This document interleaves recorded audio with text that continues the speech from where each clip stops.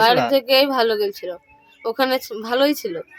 তাহলে কি ঘরের ভেতরেই মারা গেছে? ঘরের ভেতরেই মারা গেছে, কি হয়েছিল না হয়েছিল আর বলতে পারবো না।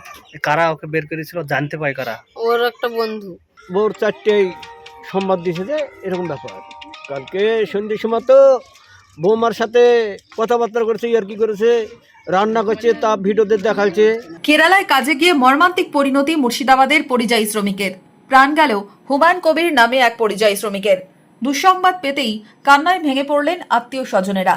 শোকের ছায়া নেমে এসেছে মুর্শিদাবাদের সাগরপাড়ার ধনিরামপুর কান্দিপাড়ায়। পরিবার সূত্রে জানা গেছে, দুই সন্তান, স্ত্রী পরিবারের জন্যই উপার্জনের আশায় কেরালায় কাজে গিয়েছিলেন হুমায়ুন। সেখানেই কি এমন হলো, ধোঁয়াশায় পরিবার। করেছিল?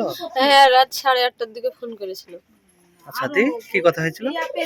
আমাকে বললো আমার বাচ্চা কেমন আছে, কি করছে, আমি কি খাওয়া দাওয়া করেছি না করেছি এসব বললো। তাইলে তুমি তাহলে ঘুমাও, ঠিক আছে আমি রাখছি, এইসব বলে রেখে দিয়েছে। মানে কোন রকম অসুখ বিসুখ কিছু না, বলেছে? এইসব কিছু বলেনি যে আমার শরীর খারাপ করছে, কি আমার অসুখ হয়েছে, কি ভালো লাগছে না, এইসব কিছু বলেনি আমাকে। পরিবারের দাবি, কেরালায় ঘর ভাড়া করে থাকতেন হুমায়ুন কবির। মৃত্যুর খবর পেয়ে কান্নায় ভেঙে পড়েছেন পরিবারের সদস্যরা। মাত্র 5 মাস আগেই কেরালায় কাজে গিয়েছিলেন। কি এমন হলো যে প্রাণই চলে গেল, উঠছে প্রশ্ন। ছেলে আমার অসুখ হয়নি, ছেলে আমার এমনিও তো সন্ধ্যের সময় খাওয়া দাওয়া করলো, করি তো অমনি ছেলের শুয়েছে রাত 11টায়, শুয়ে যে কিভাবে মারা গেছে না তো কে বলবে। আমার কি কাজ করতো কাকা?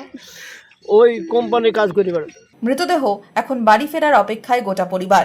সংসারের একমাত্র উপার্জনকারীর অস্বাভাবিক পরিণতিতে শোকে পাথর গোটা পরিবার। মনমোহিনী হেলথ কেয়ার, স্বাস্থ্য সেবায় অটুট শ্রেষ্ঠত্বের শিরোপা। জেলায় প্রথম robotic knee replacement, cardiology with cath lab, neurosurgery, specialized trauma unit থেকে স্পাইন ট্রেন, একগুচ্ছ পরিষেবায় নিয়োজিত। Manmohini health care, quality care with personal touch, Baharampur শিল্পতালু।